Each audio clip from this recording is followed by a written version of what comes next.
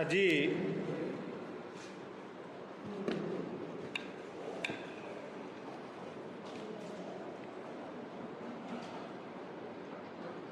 দুইটা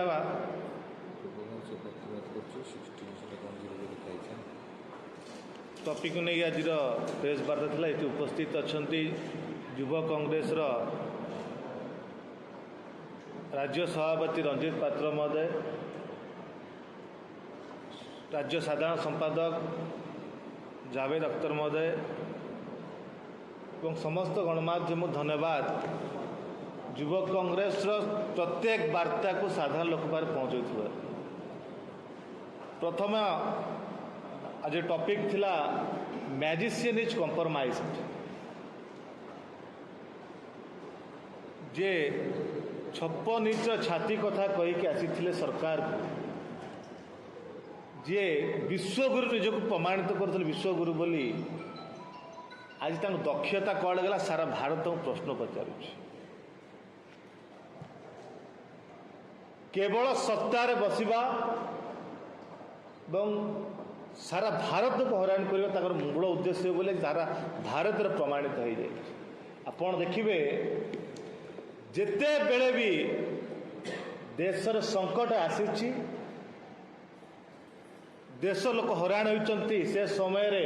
एमाने केमिति मुख्य मुद्दा को भड़कई बाटबणा करेंगे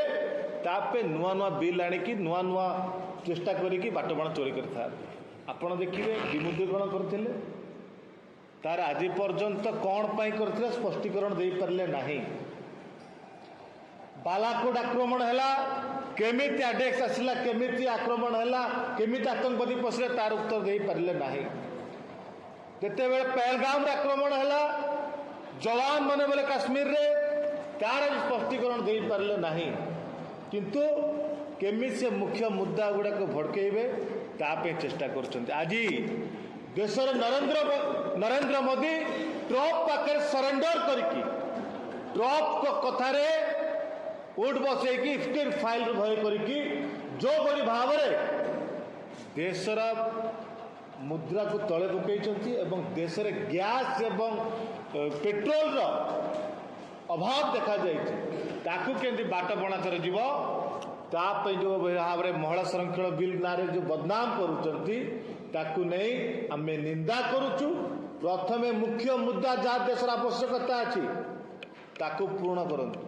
लोक मान पाखे जो गैस पहुँची पारना कला बजारी होची पेट्रोल डीजेल कला बजारी होती रोक लगे आम दाबी करुचु ओडिशा युवा कांग्रेस तरफ। द्वितीय इश्यूटा आमर होची आपण देखिए दीर्घ दिन है आमे आईटी विभाग मंत्री मुकेश महालिक सचिव विशाल देव को बड़ी भाव में विभाग रे 3-3टा कलाभुक्त संस्था 1000 कोटी टंकार ऊर्ध टंका को हड़प करने को बसी भित्तिभूमि न थाई कि कौट अर्थ विनियोग हम तार स्पष्टीकरण दे पारे ना।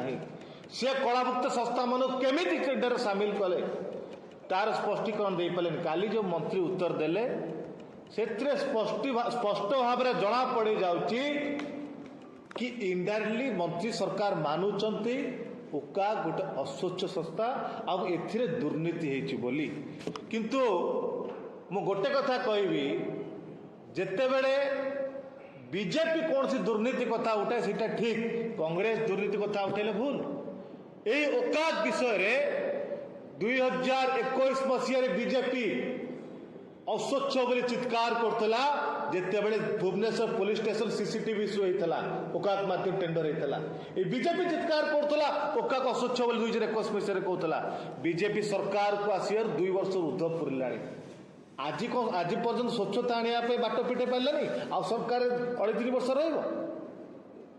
तुम स्वच्छता कथा काली कहूल मंत्री क्या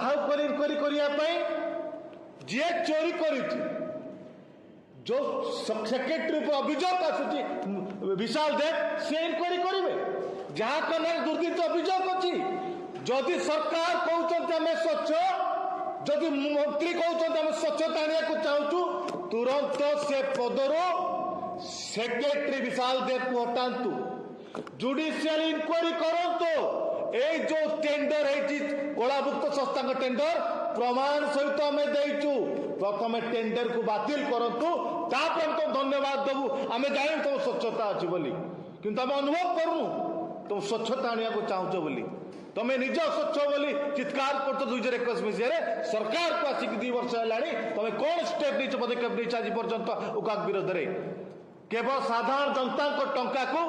लुटिकी केम सत्तार बस तार चिंता सरकार करुँच मु केवल कहबी सेक्रेटरी पाखे ये चेर मंत्री मुख्यमंत्री पर्यंत लंबी आमे आज भी चेतावनी दौचु सरकार को तुरंत जो स्वच्छता कथा आपण कहते तुरंत आणिकी ए टेंडर को कैंसल करंतु जो जाओ सेक्रेटरी पर अभियोग अच्छी से सेक्रेटरी को तुरंत पदर हटातु जुडिशियल इंक्वारी करंतु नचेत आगामी दिन में या विरोध में जोरदार आंदोलन कर मुझे विशाल देव कथा आज सका पेपर में पढ़ुली पुणी आ गोटे अनिल अंबानी का संस्था ताकू शक्ति विभाग में 5,000 कोटी टका काम दौरान कौन अनिल अंबानी जहाँ कन्हारे सीबीआई बारंबार रेड करके देवाया संस्था बोली कहूँ ए सरकार कौन देवाया कला संस्था मिलूँ आउ कहीं मिलूना किए देवाया पड़े किए कला संस्था है जी टंका लुट कर से काम देवे ये भाया सरकार आमको दरकार नहीं कि जे केवल लोकों को लुटिया काम करुच्ची को ओडिशा युव कांग्रेस बर्दाश्त करिव नहीं सरकार निवृत्ति जातु आगामी दिन में मुख्यमंत्री निवास घेराव करूँ एवं राजभवन राज्यपाल भेटिकी ओडिशार टंका को बाटबणकी दिजाव ना पदक्षेप नेबू प्रश्नकार किसी